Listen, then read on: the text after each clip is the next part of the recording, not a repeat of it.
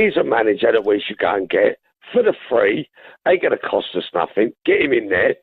Won the Champions League 2012, managed Villa in 16, and he's now a manager out in South Korea for Hyundai. Who's that? Don't know. Who's it? Who that is? Who's it? You. What do you mean? Well, do you not know, Jay? No, who's it? Roberto Di Matteo, mate. Gets me every time. We are back again. A little bit later than planned. That was my fault, obviously. But we are here. England kick off in an hour, so you've only got an hour of us today. But Jezza, you enjoying the international break, rest and recuperation for the final stretch? Real Madrid coming up down the pipe. Well, yeah, I mean, it's been a nice weekend. No stress about Arsenal. Watched a few streams that have been going on. I did actually have the game on, the Albania game on the other night. I was actually on a show on Aaron's show, actually, and I just had it on in the background. Nice goal from Skelly, be fair. Scores on his debut. Can't be better than that. And, yeah, it's all good, mate. All good. Yeah, lovely stuff. How are you, DJ? How are you, mate? How's your day going? Good. It's just nice to have a little bit of a break from the stresses that Arsenal bring us. So, but that'll be back in full swing, no doubt, very, very soon. Yeah, watched a bit of the England-Albania game. I struggle to get up for these sort of games, to be honest with you, guys. But yeah, Lewis Skelly took his goal well. Who'd have thought, we've got a gem of a left back and we've spent all that money on him. There you go. You couldn't write it, could you? You couldn't write it. It's the history of the Arsenal, isn't it? Matty, how are you, man? How are you? Doing well, man. Doing well. You know what? I'll say that for the end of the show. I'm not even gonna say what I was gonna say. I just say that for later on. But I'll just say this. I hadn't watched much international football. I've been kind of relaxing, man. It was great. I don't even think I watched anything this weekend outside of we've got March Madness going on here for basketball, so I've been watching a little bit of that. But other than that, that's about it, man. Saw a little news today that Berta is looking at possibly bringing in Cunha and possibly Jokeris, and that's the kind of news I want to hear. So. Sounds good, man. We're obviously going to get into that. Kenny, how are you, mate? You been on your jogs today? Yeah, no, I didn't do it today. Like I was back in the gym yesterday, lifting some heavy weights. My arms feel like lead pipes, and like I said, in terms, I'm struggling to lift them up. But you've got to put some blood in those arms to get those muscles. You know what I mean? And you know what? I was out, so I missed the England game. This is Mr. International Football. Missed the England game, let's get it right. I saw a bit of the Scotland game. Didn't expect that. But I was very disappointed that the League of Nations, we had some really big heavyweight games. I couldn't find anywhere to watch it live. So whoever you are in this country, buy some of these.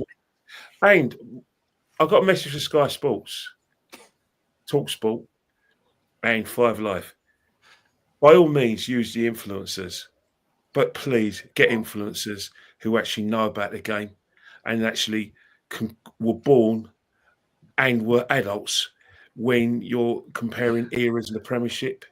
Please don't get people who are born after 93. Don't get wafflers on. You've got an elite panel of people who've forgotten so much about the game. Don't insult our intelligence. If you're going to replace Soccer AM, then for the love of God, get some better people on.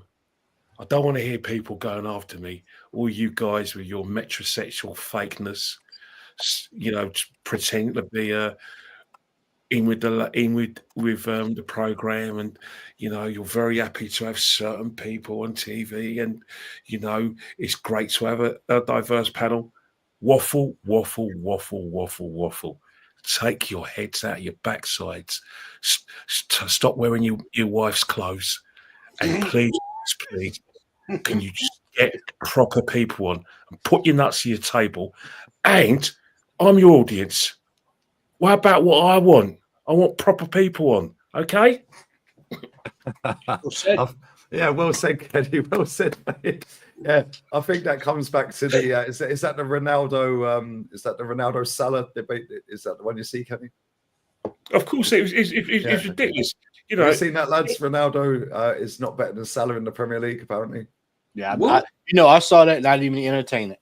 As soon as I saw that as a heading, that was it. I thought, nah. I'm not even... I didn't watch. You know what? I didn't watch it live because I don't want to do it. But when it's all over my timeline, I thought I didn't have to watch what was said to actually know what was said. And I was thinking, please, just stop it. Just stop it. Stop it. Get proper football people on. And be done. If you can't get football people on, just cancel a show and just show highlights. Just get the Premiership life stories. I'll be happy with that. Stop faking it. We can see through you guys, boys and girls. Just to give you a heads up, Kenny, if you want to watch any of the international games, obviously you're in the UK. If you go on Via Play on YouTube, you can watch them. Oh right, okay, definitely. Via Play International. Yeah, I've noticed that. Some of the games on Fair Play, you know, like the big games. Yes, so I'll definitely do that in future. Yeah, it was on that Spain game last night was on national TV, so it was right for me. But if you got a VPN, just switch your VPN to Spain. Just switch it to Madrid, and then just type in RTVE Play. It's always all their national games on telly. So, but yeah, that game last night, Spain, mate. I had the raging ump. And I didn't think I'd have the raging ump watching Spain, by the way. I had the raging ump. As soon as Yamal missed his penalty, I turned my camera off. I said, if he misses, football's finished. It was one of the worst penalties I've ever seen. Oh, no. Yeah, luckily they got through. Yeah, Northside FC got through. He was stressed all the way through the game. Ronaldo missed a penalty as well. But we can meet them in the final. Spain, Portugal in the final, potentially. So, got to get past France first. But anyway, let's go back to England. Obviously, they're playing later tonight. I haven't actually seen the starting 11. I don't know if it's out. Well, it will be out, won't it? But Lewis Skelly, Jezza, debut goal. He's shut up a load of his critics. Yeah. And he's good, isn't he? He's starting again tonight as well. I've just seen it now. Rashford starting. Fucking hell. So we've got Pickford, Reece James, Mark Guy, Conser, Skelly, Bellingham, Rice, Bowen, Rogers, Rashford, Kane. We should hammer them, if I'm honest. Latvia, isn't it? Is it Latvia tonight? Yeah, Latvia. I think fuck Phil Foden's benched. But yeah, what did you make of it, Jez? I'll be honest, I didn't watch it. I watched the highlights. But from what I see, it was a bit easier than it probably should have been. Yeah, I mean, in all fairness, I had it on. I had the volume off because I was on Aaron's channel at the time. But I did see the goal live, Lewis Skelly. I thought nutmegged the keeper, sort of thing. I thought he had a good game, very good game for a young lad, and very impressed. And may long it continue. I just only hope, and I'll say this, I only hope that this manager at Arsenal doesn't ruin this young man. Doesn't coach his natural ability, because he's got some great skills, and it's pure natural with him. Please, Arteta, don't go and ruin him like you've done other players, because this boy's got in my opinion, a great future. Whether he'll have a great future at Arsenal, well, that will be seen. But we've seen what's happened to Martinelli, fell off a cliff. So. Yeah, I thought it was great. I'll have it on tonight, but I will be watching a couple of shows tonight that are on, so I'll be having a little look. Not that, I'm not contravening. What's the word? Talking bollocks, basically. I don't normally watch international football, but I thought, why not? It's England. I'll have a look. Yeah. Well, now we've got the German there, Jez. Like, it makes it a bit more interesting, doesn't it? True. True. Yeah, so I'll have a little look tonight, and unless there's something better on. But no, I'll have. I want to see how Skelly gets on tonight. Is anybody, Kenny? Anybody?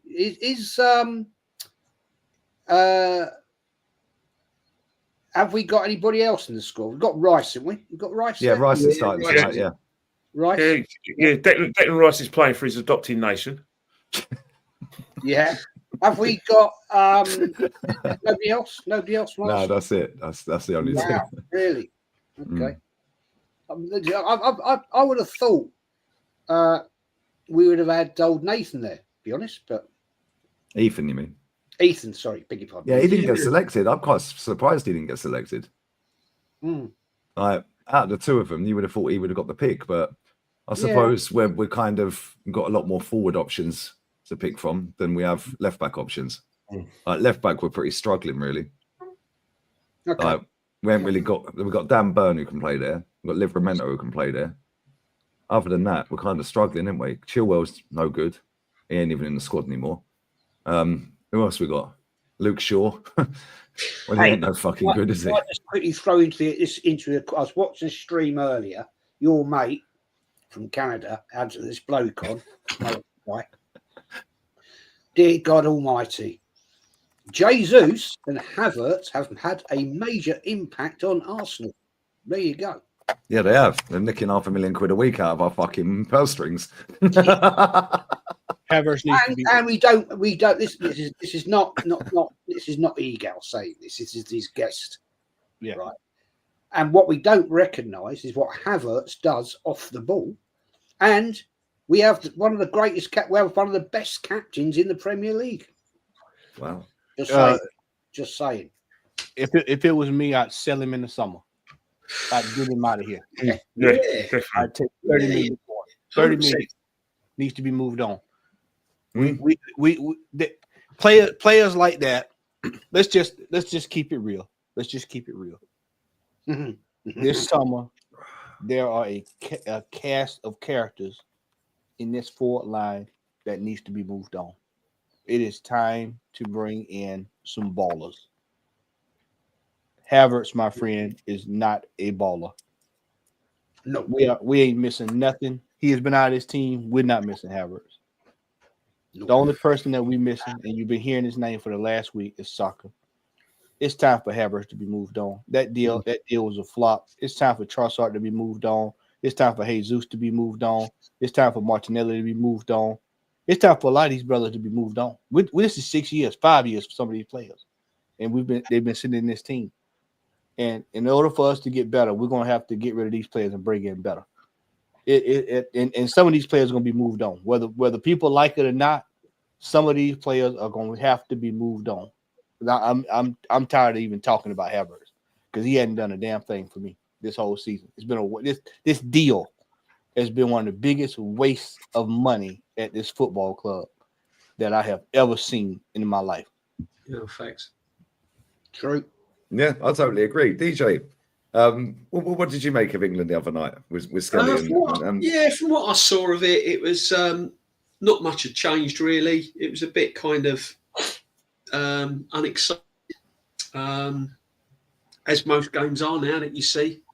I don't know what's happened to football in general, really. There's a lot of games I tune into, and it's pretty much the same kind of slow build-up, passing sideways, no real energy and pace to the game.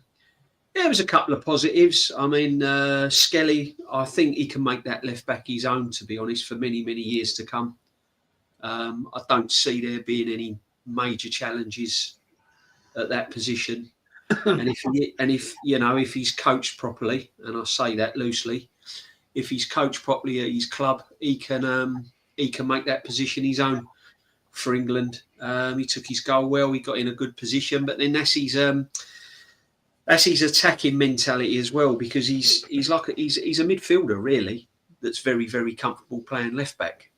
If you cast your mind back, I remember Saka having a go at fullback once, and he didn't look too out of place there himself. So it was predictable, but I can't really get England serious until they start meeting up with the big boys in the major comps.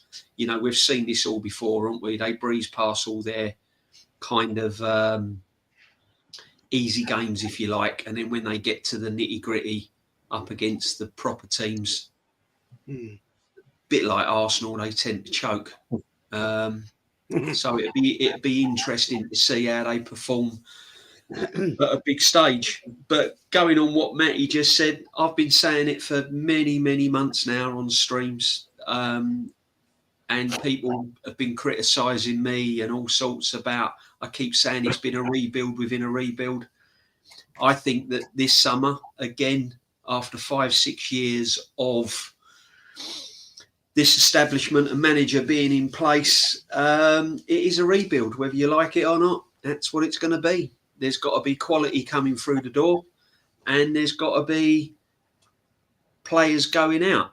And the reason why I would sell the likes of Odegaard on that is that I would cash in on him whilst he's still got some sort of playing career, stroke, quality, whatever he's got in him left. I think another 2 seasons of Odegaard and you'll practically be giving him away. So I think strike while the iron's hot. Get him gone, get Trossard gone. As much as Trossard does a job, I think he's an off the bench player rather than a 90-minute plus player. Havertz has been a complete disaster. I don't know why we bought him in the first place. I reckon there's a good 5 or 6 players that I would move on. And as Matt said, we want proper quality players at the team. So I'm hoping Berta will get to grips with it and sort of, and bring in the quality we need. Because if we're gonna pull up any trees next season, we definitely need proper quality in the attacking areas. I don't think there's too much of a problem defensively, although I don't think we've got adequate enough backup for Saliba and Gabriel. But on the whole, we could probably get by defensively. But going forward, central midfield attacking position and in attacking positions, I think we desperately need to sign some players. 100%. Yeah, I totally agree. What about you, Kenny?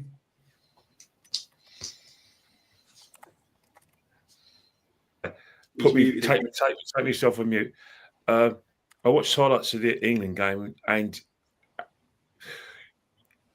if you compare it to the highlights I saw of the League of Nations games, it's night and day. Now, when you're watching the, obviously I won't include Denmark, but when you see Germany, you say Portugal, Spain, France, those sort of countries, common denominators, I like them in midfield. I think England in midfield still got answers. I think if England want to sort of win the World Cup and, dominating world football, they need a number 6, big time number 6. I know people are going to say, well, you got Declan Rice. No, he's not that man. Not at international level, not top class football. He's a good at what he does, retriever, and in terms of he's a good ball running, and like I said, in terms of defensive midfielder. But in terms of the midfield boss, nah, not for me, mate. I think it's in general. I think that's where England need to. It's not Kieran. It's not digging at Declan Rice. I want England and Arsenal to have a solid midfield. Midfield, you win the games. I don't hate Declan Rice.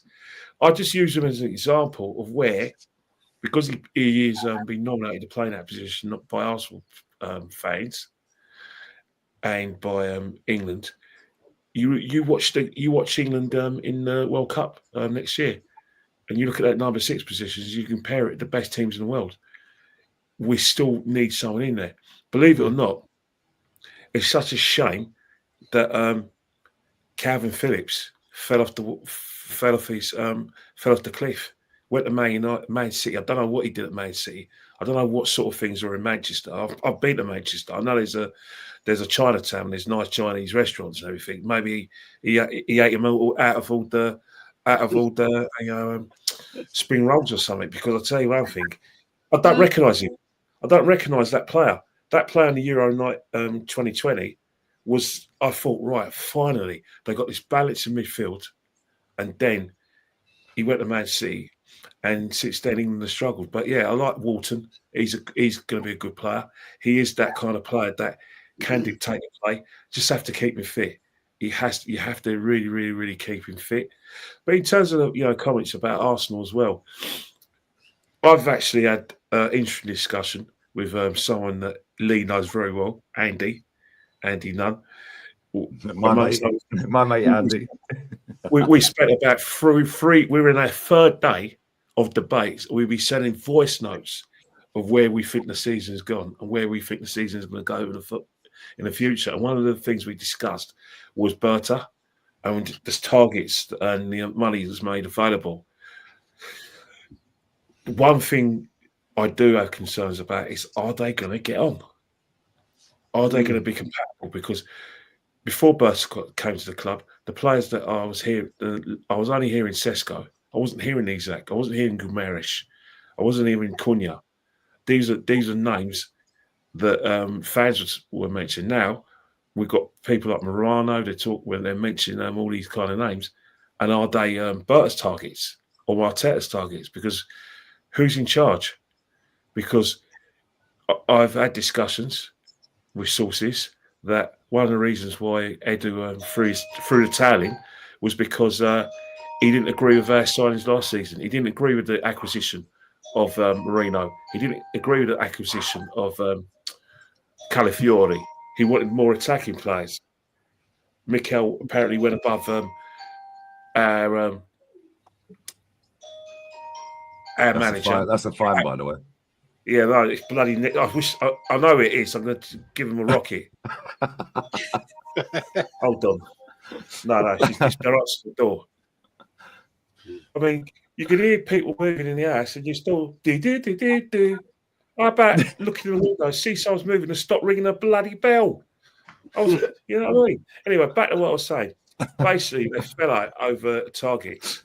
Mikel went over Edu's head to Josh. Mikel won the argument. It hadn't worked out because Marino is now a number 9. I use the term loosely, and Calafiori's just had a catalogue of injuries, and he's had his latest injury in international duty. So, again, Berta has to win these battles. If Berta's going to get us some attacking players into the our club, I'm all for it, but I'm just not convinced. Because I look at our style of play, it's set in stone. Everyone's talking about Havertz.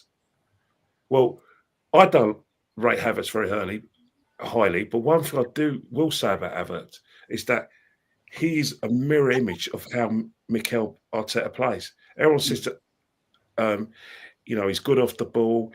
He can come back into the midfield. He can hold the ball up. He can play the false number 9. Yeah, that's Mikel football. That's Mikel football at a T. So is Berta going to just get these players? How are they going to fit into Mikel football? All these players you mentioned, Guimaraes might fit in, but Cunha won't. Isaac and Gyökeres will 100% not fit into this way of play. Is he going to change the way we play? Because all these, and another thing as well, you're thinking about the £300 million we've got to spend. Mikel's got to put his nuts on the table, and so have our fans got to put the nuts on the table. The reason I say you've got to put your big nuts on the table is because all this, let's get rid of Smith Rowe, let's get rid of Nketiah, let's get rid of Yesu. That's not enough. You've got to make a big signing on someone who's genuinely going to get you between 60 and 70 million pounds, regardless of whether you think it's the right thing or not. You've got a player, a Brazilian international, who's not even in his mid-20s yet, who has outlived his youth utility at the football club. You want to make a saving? You want to spend your £3 million?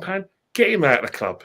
Put him on the transfer market. And if you want to change your style of play, how about getting Havertz out? The 2-year experiment hasn't worked. It's worked at a T, but if you're changing the way you play, I would say, make a decision on him. Odegaard, I'll give 1 more year on the basis that the last 2 seasons I've been happy with. So I thought, right, you're in your last chance saloon. But if it's not working by Christmas, that's you gone as well. But yeah, that's how I think that things are going to go this summer. We have to see outgoings as well as incomers. You can't have it both ways. You've got to have a balanced transfer market. Kenny, you just brought that up, and I think we talked about it yesterday in our group. You saw City put 4 or 5 players on notice. They start looking for, new teams or what have you, and that has to happen with Arsenal. We have to get away from holding on this romanticizing players, holding on to players that, let's just be frank, we've regressed since the last year, and we've definitely regressed since the year before last. And so these players, they're not going to get us over the line. And I'm at a point now where my patience is still really really, really starting to wear out with this team because this was a tough season. Mentally, for me as a fan, it was completely taxing to sit here and watch this. And as JB said at the beginning of February, we were out of everything by the end of February, and have to sit here. And now it's funny that a lot of our fans are finally starting to look towards next season. When we were sitting here 2 or 3 weeks ago telling everybody, yeah, we need to start getting ready for next season. People, the reality is starting to set in. I've even seen a couple of people over the break finally come to the realization that we ain't being Real Madrid. And we've been trying to tell y'all that for the longest.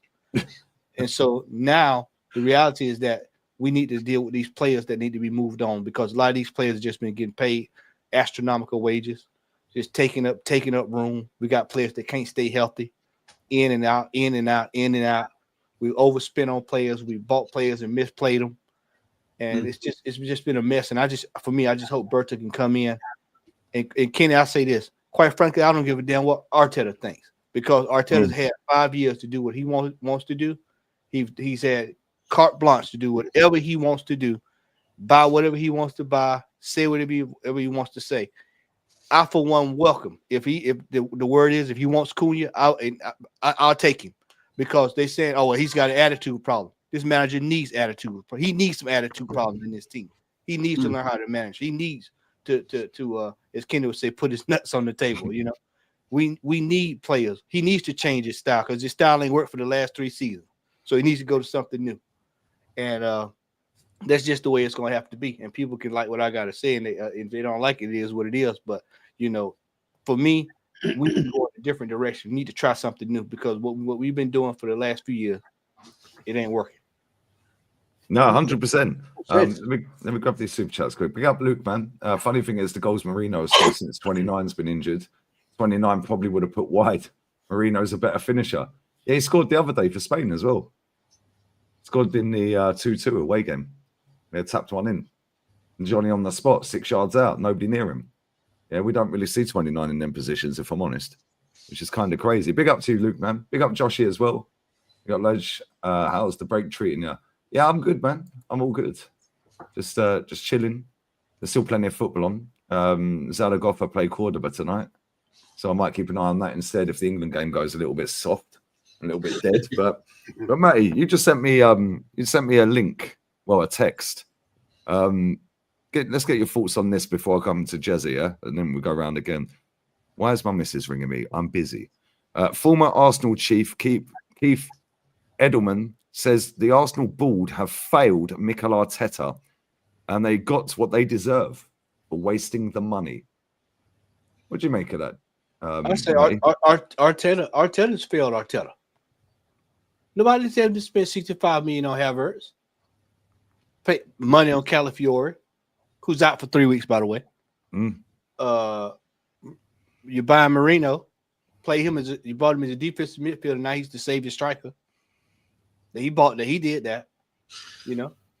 Could have sold Jesus last year for 42 million to Palmeiras. You turned it down. Said nope. You know, this manager has been backed to high heaven. 750 million big ones. He's had nothing more than the support of the board. They've given him the money.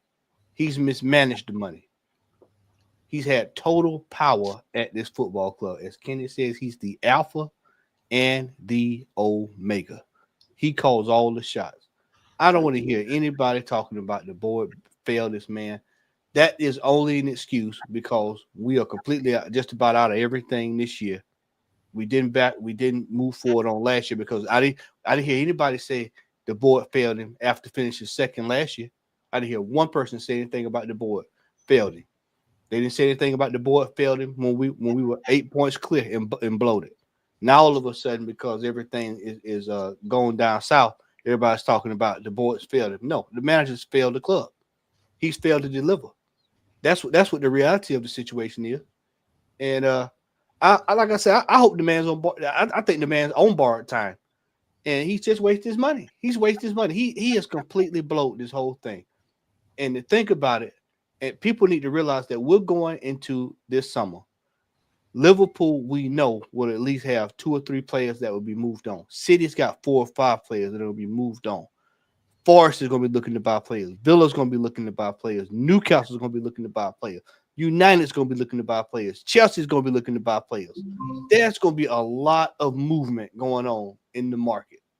And so they brought this, but I'm telling y'all, they brought this Berta in here. They said, no, we're not going to give him that kind of crazy money anymore. We're going to have to let this brother here figure out how to do this, because we've given him all, everything. And people are going to have to just learn to accept that this manager has completely blowed the money that was given to him. And they're not going to give him money like that for him to run crazy again. Not going to happen. No. Well, what do you make of Edelman's comments, Jez? Because I find that baffling, if I'm honest. That's quite an interesting comment, to be fair, because at the end of the day, the only person that's failed is Arteta. The one thing you could say about the board is that they've been negligent in they've allowed Arteta to buy dross players for exorbitant costs. And that needs to stop damn bloody quick. And I think, as Matty's just said, that may be why Josh Kroenke and the board have looked at this in great depth now and said, well, you've had all this money. You haven't won jack shit. So we're going to bring in somebody to balance the books. And we're actually going to look at this and straighten the ship up. Because all this ship is doing is going around in circles. We're not achieving anything. So it's about time that somebody took control and said, no. I agree with what Matty's just said. I think maybe this has come to the head now where they're saying, no, you have none, and you're not going to have all this big money that you just want to do and treat it as monopoly money. And it's a plaything to you, right? We're taking charge and we will now assess what will be spent on who. And if we agree, then okay.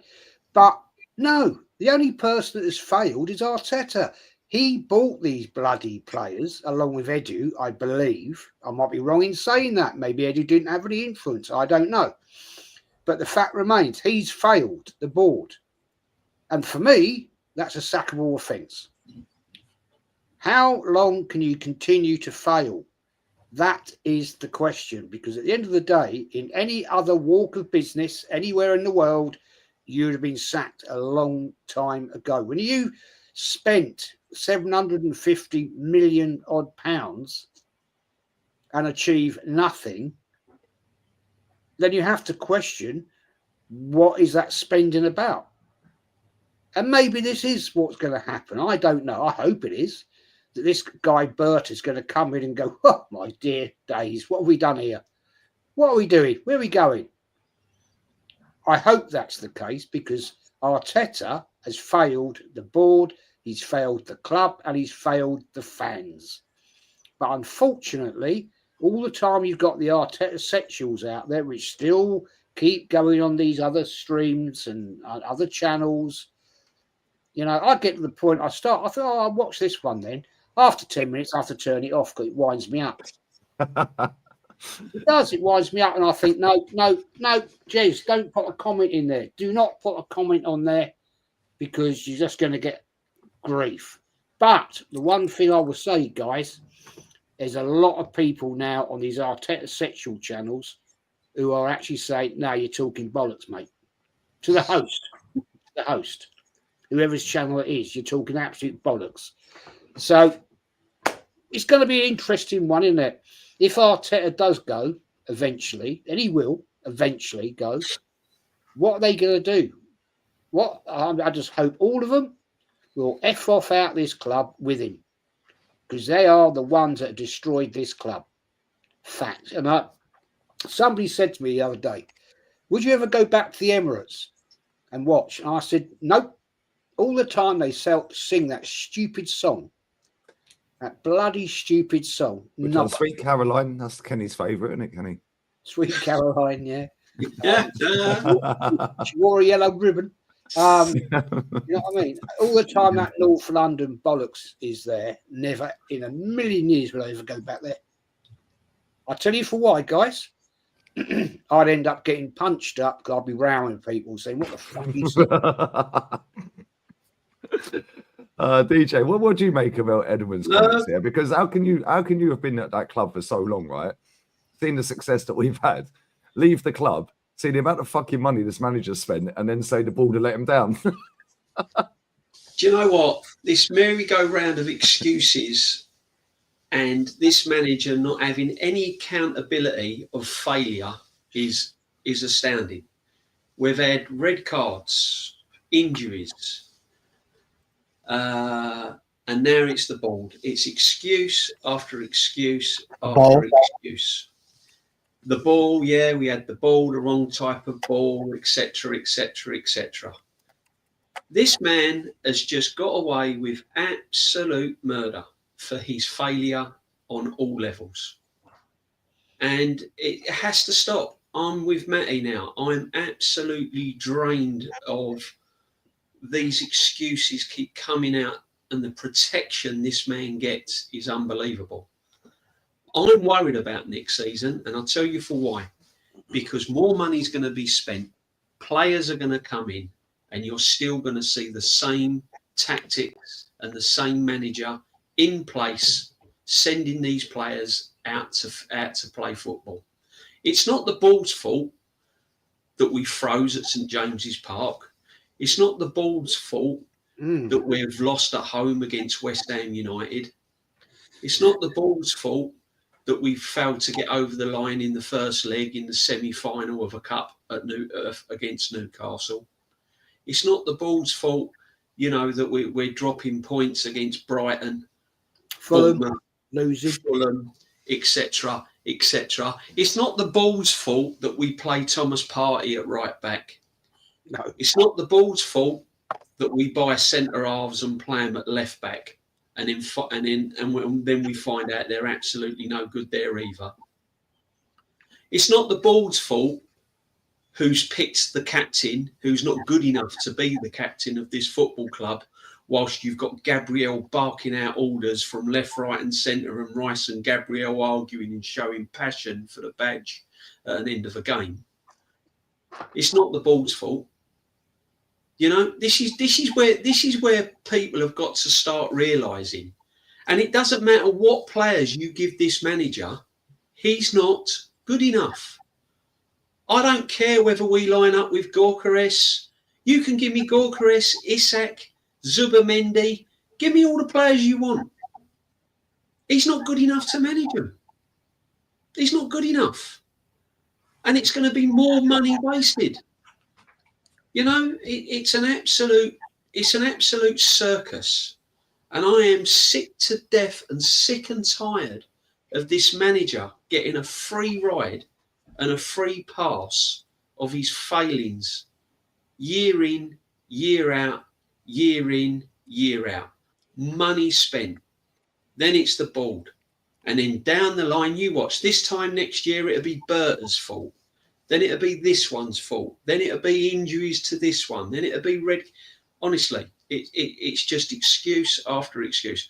The bottom line is, guys, I'm afraid, rip it up, start again, get rid of this manager, get someone in place towards the end of this season, get someone in place to start the pre-season and all the training and the pre-season and the tours and etc., etc. Get them in now, so we can start fresh from next season. The 5-year process has not worked. Bottom line, it's not worked. It has not worked. The new engine has gone into the car and it's not performed. It's not passed its MOT. It's failed.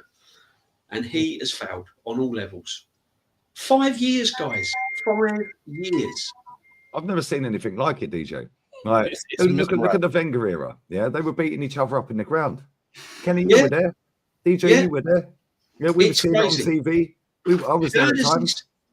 And I'm like JEZ. I mean, JEZ is more patient than me. I don't even give these streams 10 minutes when I turn them on and they're talking about Arteta and how wonderful he is. I don't even. JEZ just likes to wind himself up. That's what it is. Like, let me see that. I mean, you know what it is with JEZ here? JEZ will just sit there and go, right, let me make sure I remember this guy's face. So next time I see him, I have to press click.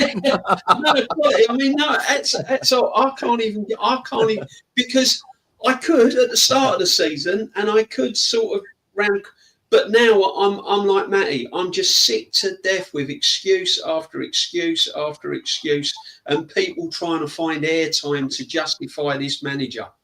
Where is the evidence? Show me. Show me progress.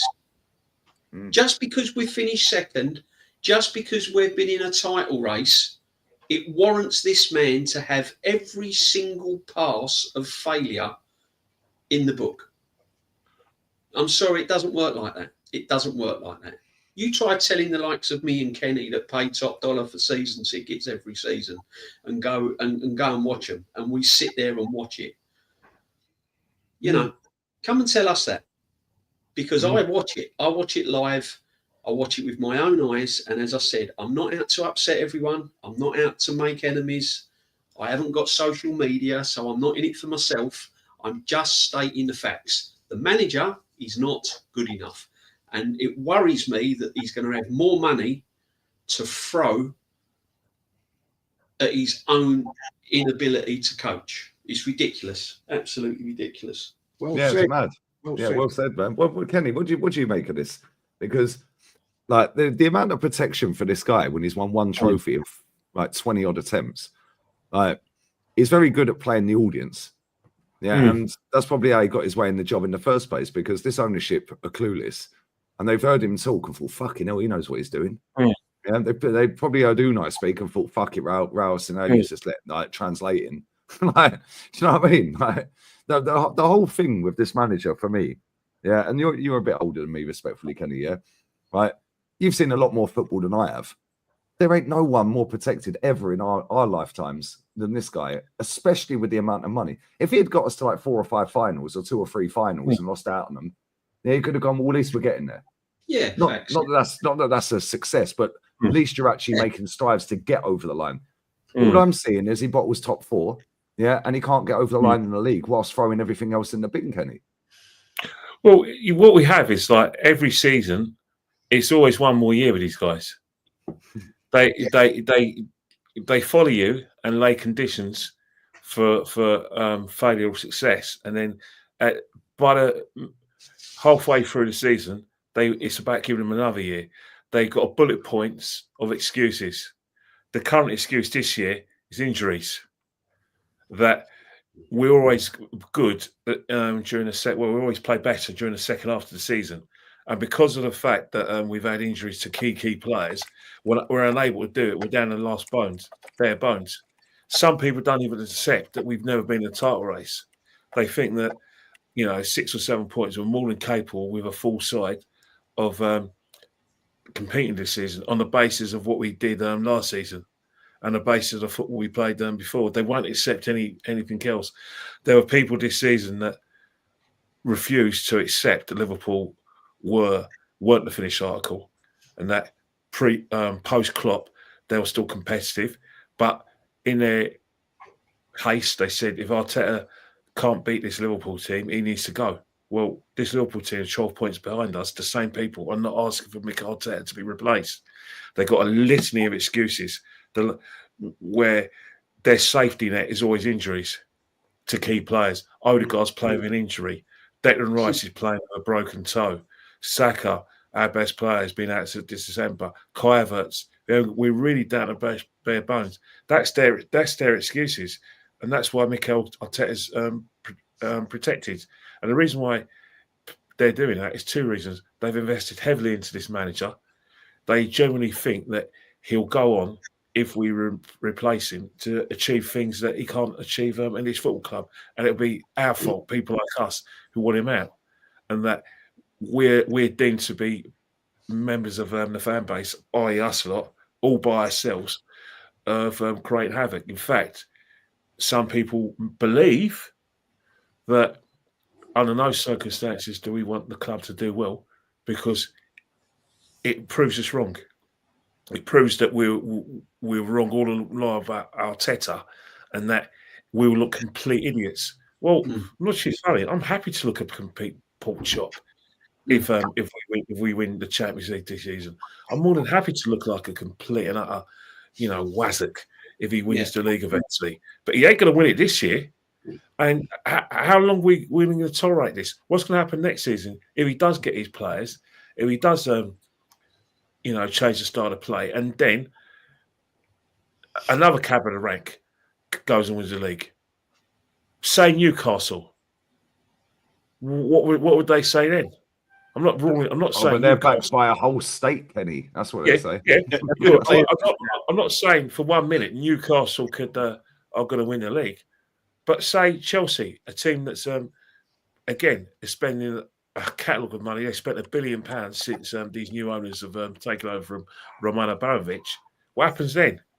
I mean, when are these guys going to accept that just perhaps that this guy's taken as far as he can go? He should be commended.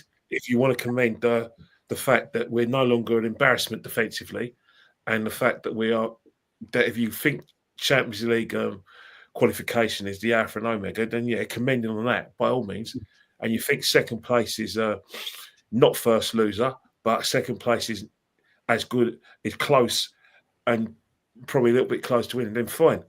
But at the end of the day, it's trophies that are going to be decided. You can't parade Champions League qualification at Town Hall in May. You can't parade second place finishes in May. You can't do that. What you have to do is change the way you change the perspective.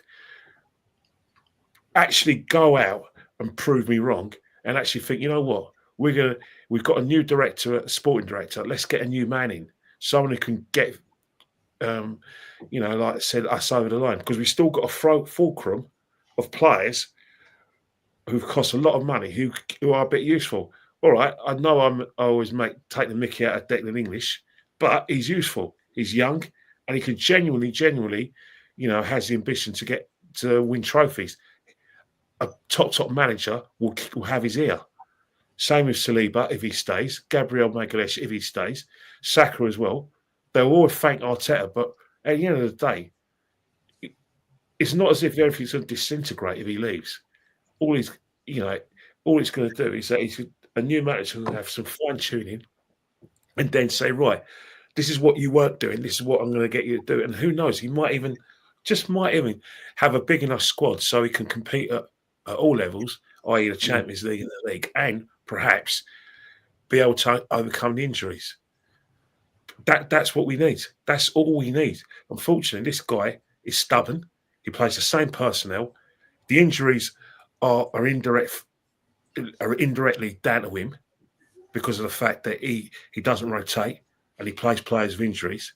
I mean, have you ever heard of a player not getting seriously injured when he's playing with a small injury? I've never heard of a player who's injured, becoming fit after playing with an injury. If I'm no doctor, but common sense says if you're playing with a player with injuries, they'll break down. They need an operation and they'll be out for months on end, which we saw with Benjamin White. That's where this manager's failed us big time. And Enderman, I mean, it's a bit rich coming from him. Let's not forget, Enderman was at the football club during the years when Chelsea gazumped us as London's top club. What was Enderman doing? On his hands, talking a good game. Well, what were you doing? You weren't exactly providing us with big money. In fact, you're part of a board that sold the family silver. So if I was you, I think before I open my big mouth, stop trying to get headlines and just disappear and talk to the plants. Go away, you're has-been. Thanks. Let me grab these super chats. Big up, Unique, man. Nothing will change if there's no accountability. Well, that's what I'm hoping, man. I'm hoping that this Berta guy has been told that he's got free license to do what he wants, and the manager can jog on. Big up Smokey as well, man. Troop said this the other day. Who in the whole world of football wanted Mikel Merino other than Arteta? The same shit with 29. Don't give him another penny. It's true. Who else was in for Mikel Merino in the summer? No one. And we paid that guy 130 grand a week. He was on 50 at fucking. Never heard of him, mate. He wasn't exactly a household name, was he? No. The only person heard of him. Did you know who he was? The only person that was in for him was the local grocery store. They were looking for a new supervisor. Big up Smokey. Big up Dinesh as well. Respect to JEZ on his knowledge of football. He has seen the greatest players and managers around the world for over 50 years. Gosh. But apparently he's toxic, Dinesh. He's toxic, apparently. Here's a question for you, Matty. Do you think Arteta was the only guy responsible for not signing a striker last summer and January, or is it the people who negotiate the deals? I think they just cut the spigot off. I'm going to be back in 1 minute. I just think they told him, no, we're not going to give you the money. And I keep telling everybody, I firmly believe they gave him the money in the summer. He just mismanaged it and bought the players that we didn't need. So instead of going out here just throwing money at the problem, they said, "Nah, we'll concentrate on the sporting director and we'll let him deal with it." Instead, I think they've had enough of it. When you spent that kind of money that we spent, you hadn't bought one striker. JB 750 million. You hadn't bought one striker, not zero, nothing. So there's nothing else to talk about. It's just been mismanaged from top to bottom by this manager. And in the perfect world, I would love for him to sack him, but I know in reality, I know that's not going to happen. No. So, it's just one of these things where we just have to wait it out. But nah. Nope. No, 100%, Matty. I mean, I said it, I think just after Christmas time when the January window was looming. And I said, I don't think he's got any money to spend because I don't think this board trusts him. I think they know that they're trying to get the sporting director in place. And I honestly believe that he was not allowed to go and buy anyone until the sporting director was in place. And I think he's missed his opportunity in more windows. I mean, how many more windows has this guy got to have? I think the wall closing in on it. A double glazing firm don't even have as many windows as this guy. It's ridiculous. This guy has had window after window after window, and every window he has failed to strengthen this site. See, call me stupid, right? But it is not rocket science at the end of the last season to sit down and go, where were the games did we absolutely dominate and didn't end up winning? This game. Right. Why didn't we do that? Oh, because we missed too many chances.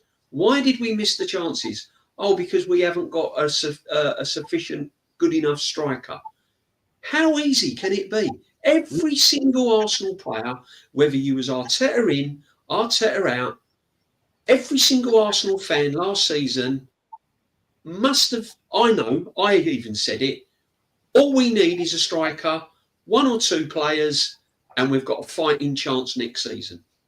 I said it. Right? Yeah. All we need, go and get a striker. I still wasn't convinced that this manager was the man to do it, but give me a chance. When I go and watch this Arsenal team play, I just want to be in with a chance. I want to see that he's on the ball. He can show me what he's doing. And then when it got to the start of the season and there was no striker, I couldn't believe it. I could not believe it. And DJ, it must be ridiculous. For the likes of you and Kenny, right?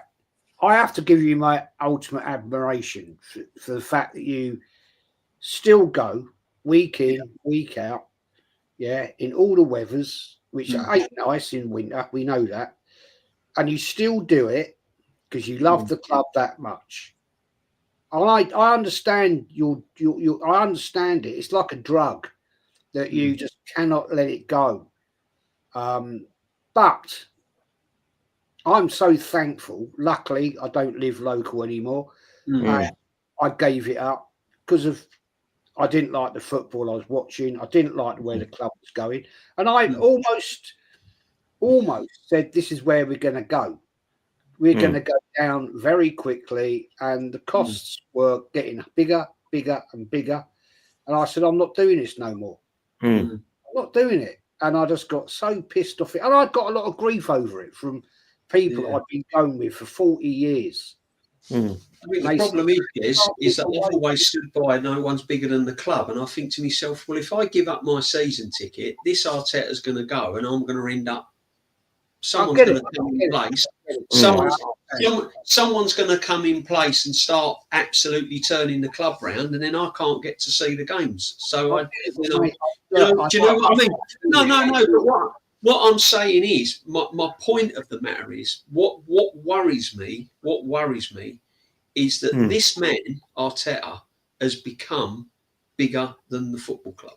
He will be, and that's the problem I have with this man. The protection, the excuses. This man has become bigger than Arsenal Football Club, and until that I haven't got until that is moved. Now I'm hoping when Berta comes in, I hope he has a row with him every day. I hope he can't stand the sight of this man. I hope that he makes his life absolutely hell, that he writes his resignation and goes, do you know what? I can't work with this man. I'm off. I'm going. That would be music to my ears. I hope this man comes in and absolutely he is like the Beelzebub in that place. You know what I mean? I hope he's the devil. Why he's so got DJ, Kenny, Matty, right?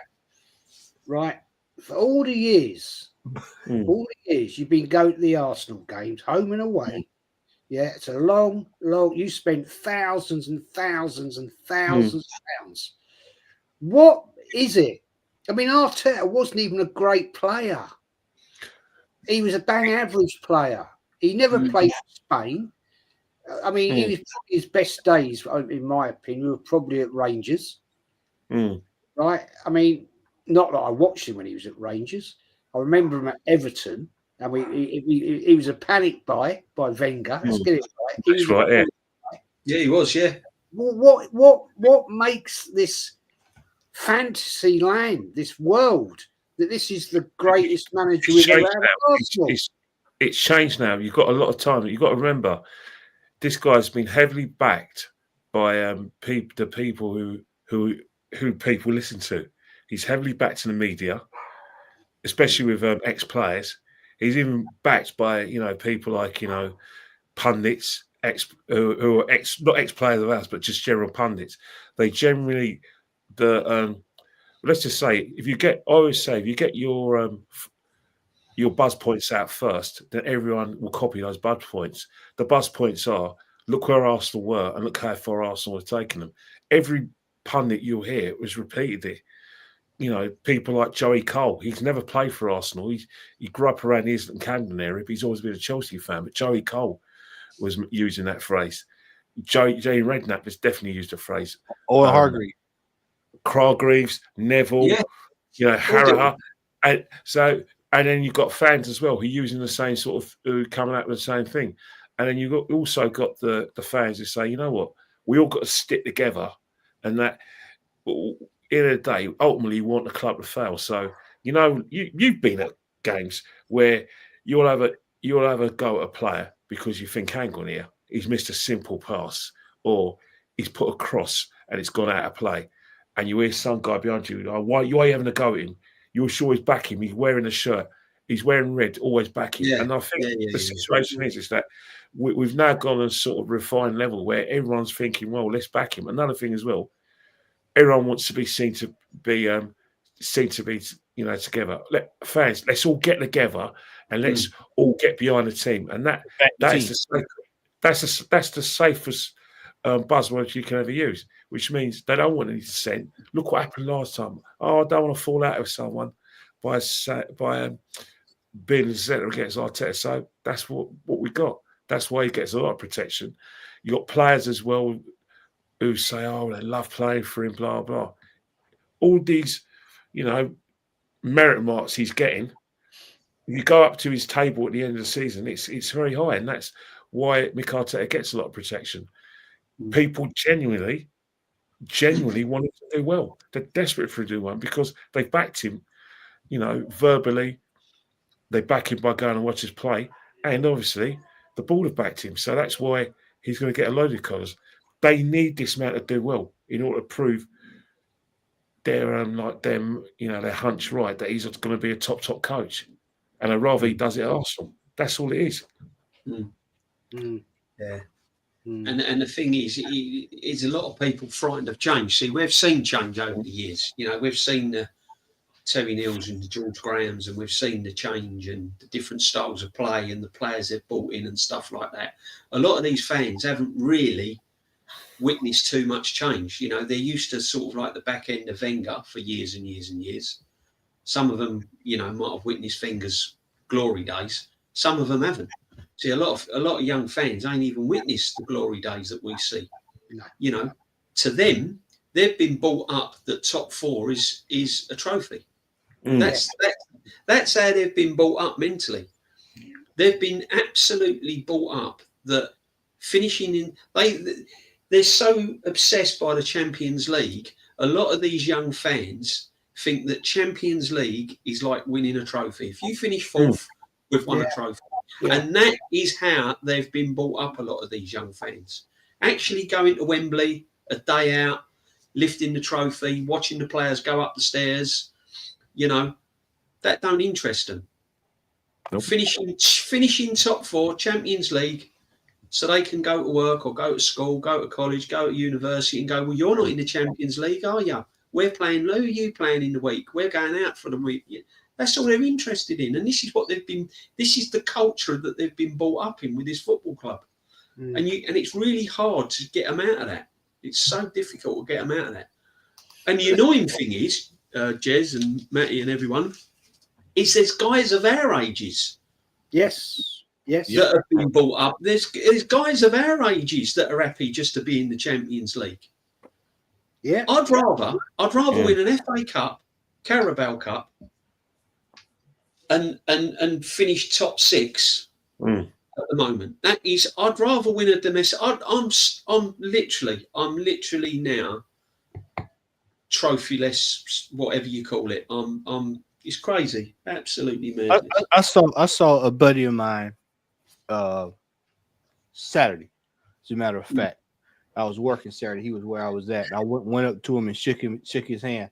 I said, "Congratulations on the trophy last week, man." And you could just see like a child on Christmas morning. Yeah.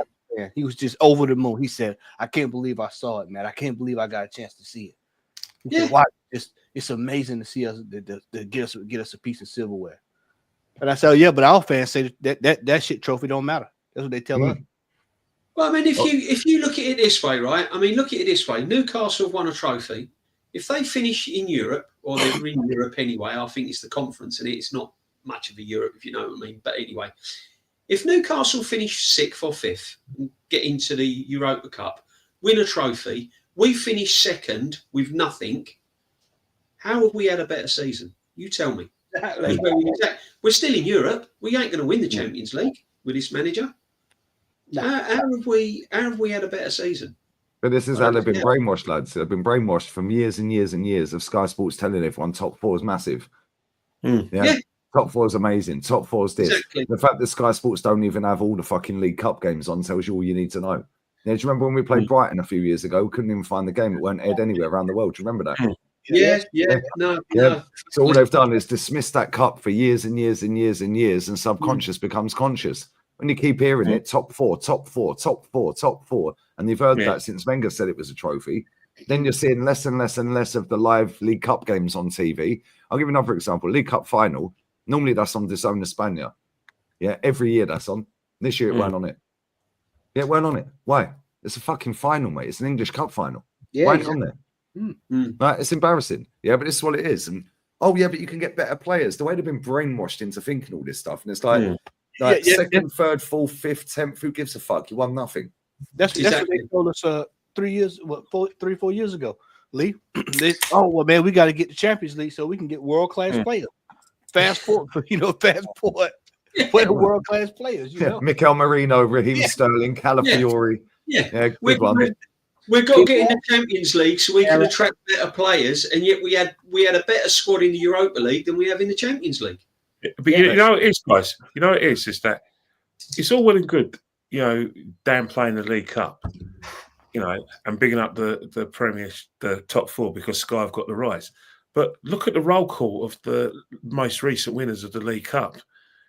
Name me a team apart from Swansea outside the traditional top six. If you want to include Newcastle, say top seven. Name me a club outside those clubs have won it. I can't think of one. The big clubs have always won it. They've always taken it seriously.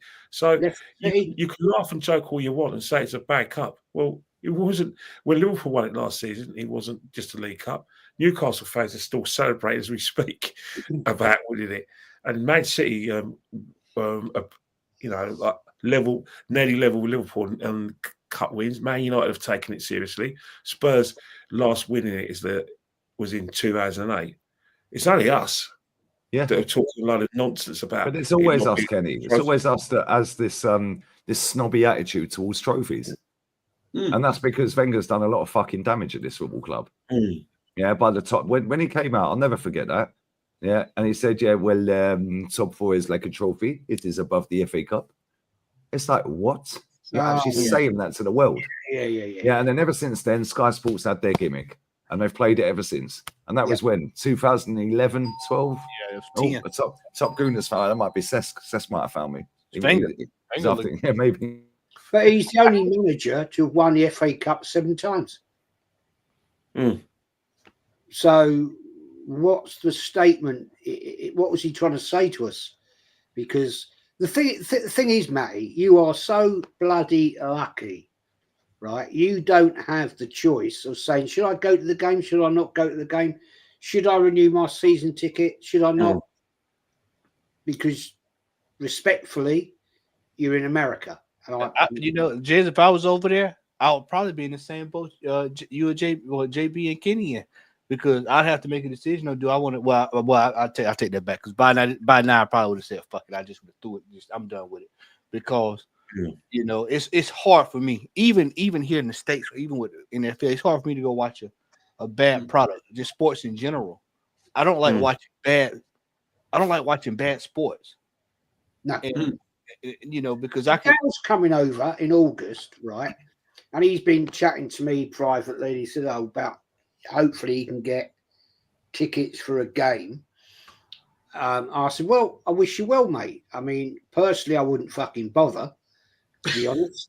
But, of course, he's in England and he wants to go and see Arsenal at the Emirates. I respect that.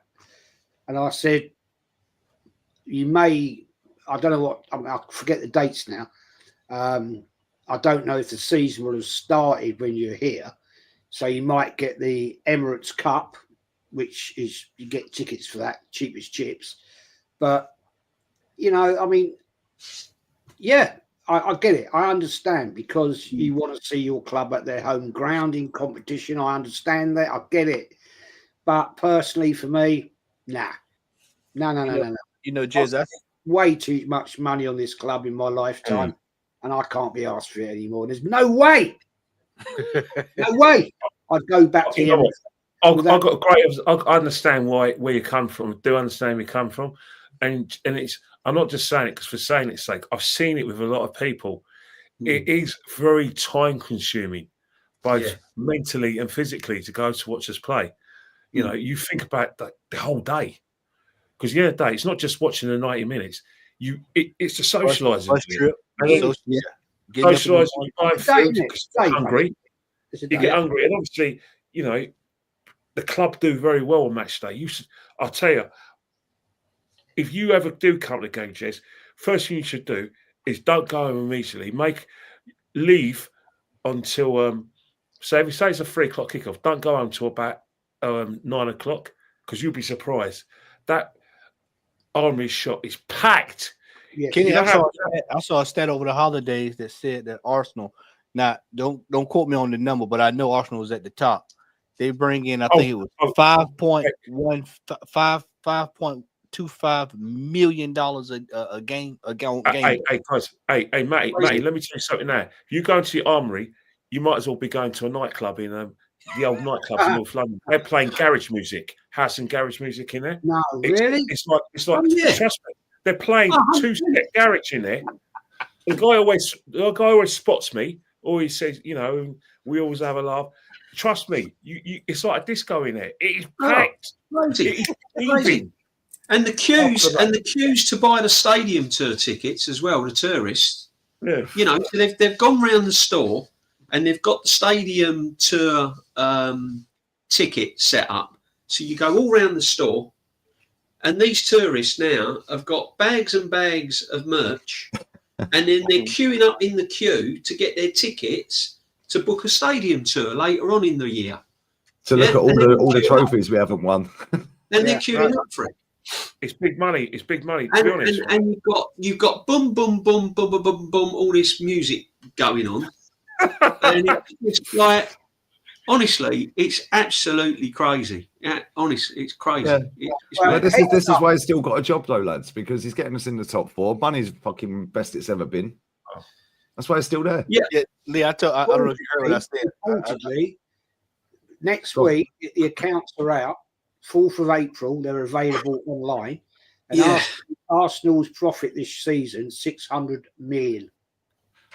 Oh, they're printing money. Arsenal are printing money. Yeah, man. But you know what it is, guys? I have to talk for myself. I still, you know what? I don't know what it is. Something physically comes over me a few days before match day. On match day itself, I don't know what takes over me. I'm not, it's like a force. It's just dragging me. Yeah, to get ready for the game. You know, put the other toilet on and get on that bus or get on that overground straight to the ground. And I feel I'm still a little kid when I go watch us play. Yeah, exactly. Kenny, this is what I'm saying. This is why we're so passionate about it, because we get that buzz, we get that gut instinct. So when you come out, you are absolutely, completely gutted and disappointed of what we're seeing and the way we're playing.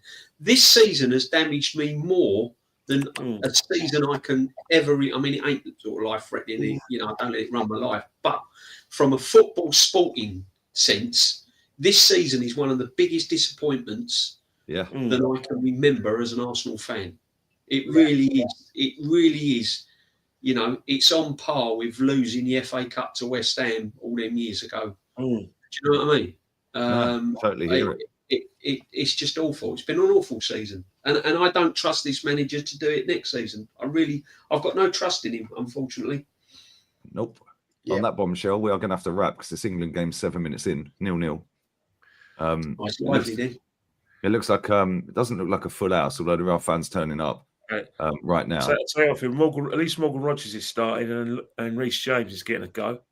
Yeah, he's a good player, Rogers. I'd like him. And Gay's replaced Dan Burn. So I'd like to see Gay at Arsenal in the future as well. But he'll be the Saka replacement, Saliba replacement. Yeah, and he goes to Madrid. That Walton, I'm surprised he ain't got in the squad. Is it Walton? He's injured, though, I think. He just needs to get fit. He's a good player. I'm surprised Kyle Walker is in this squad though, and Henderson. Like, what are they going to the World Cup then? Are they? I don't understand it. Yeah, them two are a bit baffling. I don't really get that. Don't really get it. I mean, Rashford. Okay, cool. It's Rashford. It gives you something different up front. You know, he's just giving them the ball back. Well done, Rashy. But it gives you a bit of a different outlet up front with a bit of pace. Yeah, but Kyle Walker, come on. I mean, he's what, 35? I mean, is he going to the World Cup? Henderson. Yeah, people want to talk about the Saudi League. Well, which one's worse, the Dutch League or the Saudi League? Yeah, because I'll tell you what, if you did an 11 of Saudi League players and did an 11 of Dutch League players, the Saudi League pisses all over them. You could have Benzema, Mahrez, fucking Mitrovic, Kante. That's what I mean. No, it's mad. I don't even know fucking 11 Dutch team players. 11, like fucking best players in their league. It's mad. But we're going to wrap. But big up Dinesh, man. I think as a Liverpool fan, if we keep all three of our players or just Mo and Van Dijk and strengthen the defensive midfield forward line, we'll regain the league. Oh, you might do. You got a better chance than us, that's for sure. They need 4 players. Liverpool need 4 players for them to challenge. They need a left back. Definitely. They need a right back. Left back, right back. Although they've got the young lad, Bradley, but they need another one. They definitely need a left back because Robbo's legs are done. They need another midfielder. Yeah, and 2 forwards. Two forwards. Five players. And watch Darwin Núñez end up at Arsenal. Yeah, we can fix him. We can fix him, lads. We'll probably pay about 60 million. We'll get the best out of him. Arteta can get the best out of him. Yeah, okay. Yeah, we'll probably pay about 60 million and put him on 300 grand a week. You watch. It'd be an Arteta signing all over. That's an Arteta signing, that is. Yeah, well, our fans would definitely fancy him, wouldn't they? Do you know what I mean? Yeah. Big up Smokey. Lads, the streets won't forget that this manager wanted us to trust the process so bad in phase 2 he bought a brother named Trusty. Yes. I forgot about him. Yeah, we were trusty in the process then. I'm gonna come back to that on my way out the door. So just yeah, man. By the way, oh yeah, I think I know what you're going to say as well. By the way, yeah, I think I know what you're going to say. I've just clocked. Big up Smokey, man. Big up Dinesh again. Leon, Saturday going to be 4 years since Claude died. Must be looking down saying it's time to go. Do you know how quick that's gone? Do you know how quick that's gone, mate? 4 years. We need miracles. Yeah. If the milk goes stout, you don't put it back in the fridge, do you? Hey, wonder what he'd think of this fucking manager, mate. He'd be having kittens. 4 years. I can't believe how quick that's gone. He'd be sitting up here on the panel. He'd be sitting up here on the panel. He'd be going mad. Ethan scored for the under-21s, by the way. Sorry, he'd be Arteta out, definitely. Yeah, big up. Oh, he was before he was taken away. He was definitely. Yeah. Yep. Ethan scored for the under-21s, apparently. Cool. Maybe we should have watched the under-21s. It'd be better than watching these bunch of fucking millionaire twats running around, wouldn't it? Big up to Riku.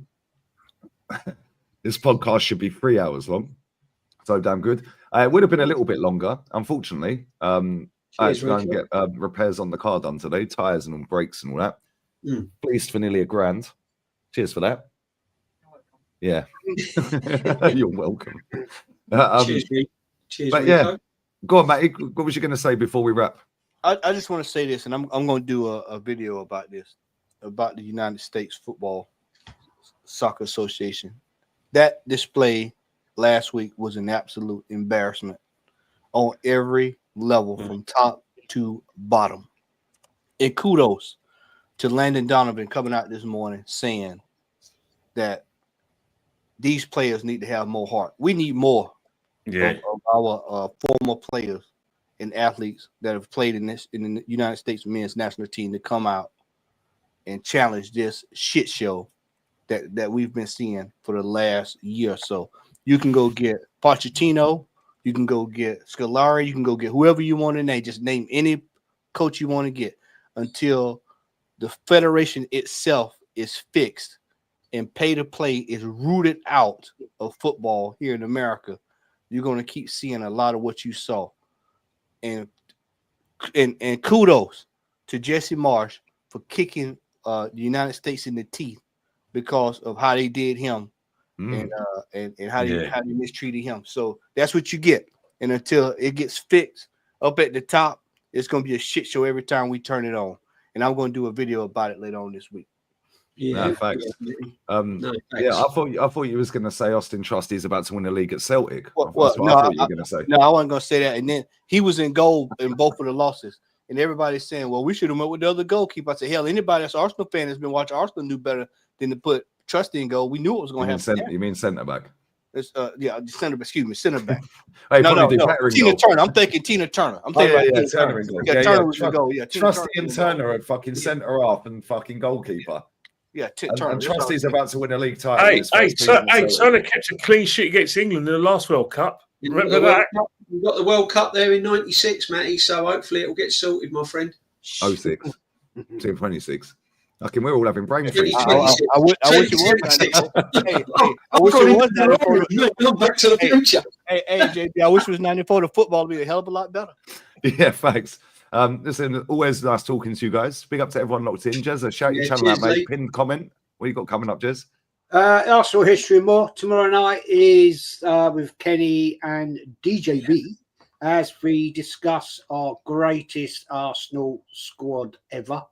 That'll be an interesting one. We're going to go for a 17-man squad. Yeah, good.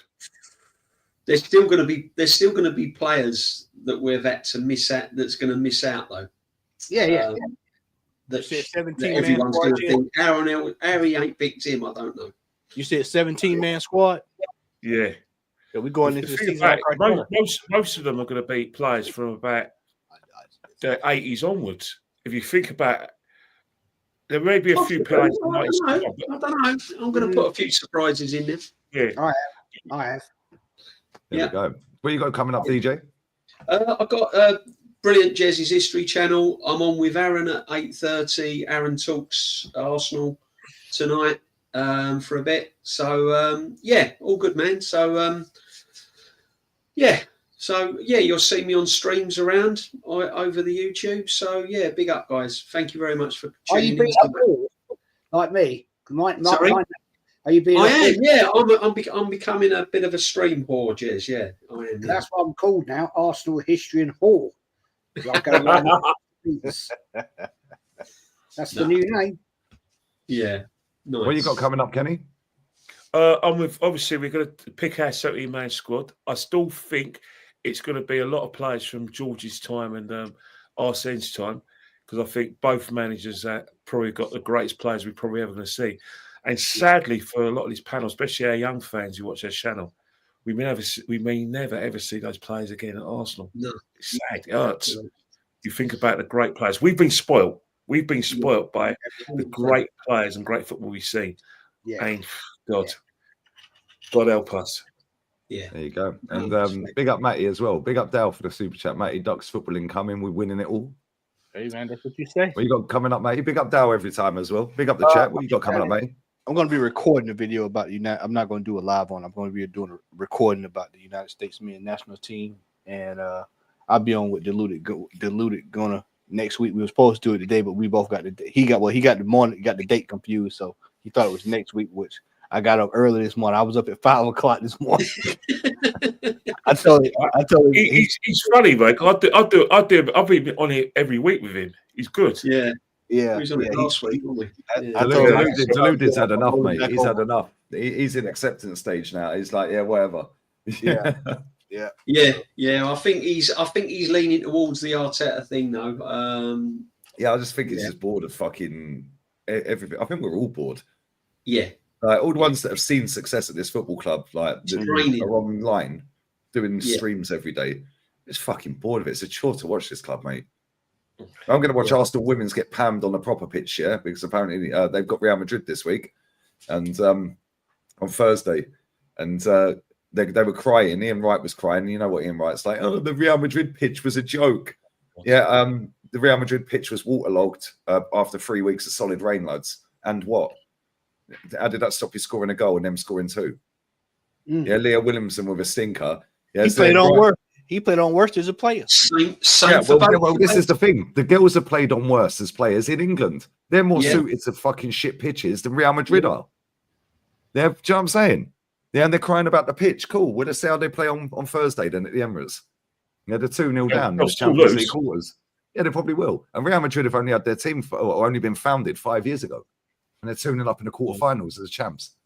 And then I think they Barca. Beat Barcelona yesterday. Didn't they beat Barcelona yesterday? Did they beat Barca? Yeah, they beat them in the first El Clasico between the two teams, if I'm mistaken.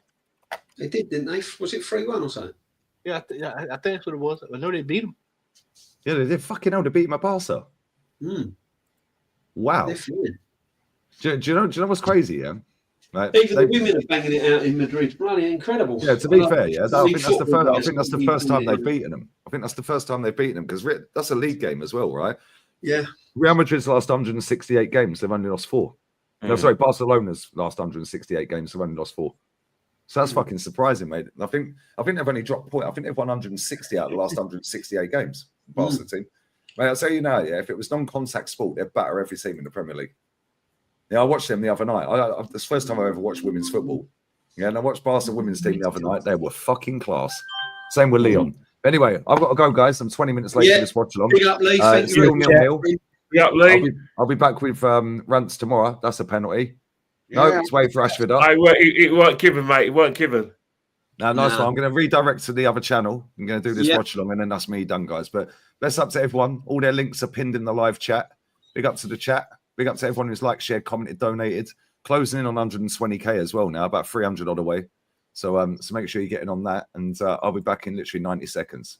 Cronky out. Big up, guys. You prick. Roberto Di Matteo, mate.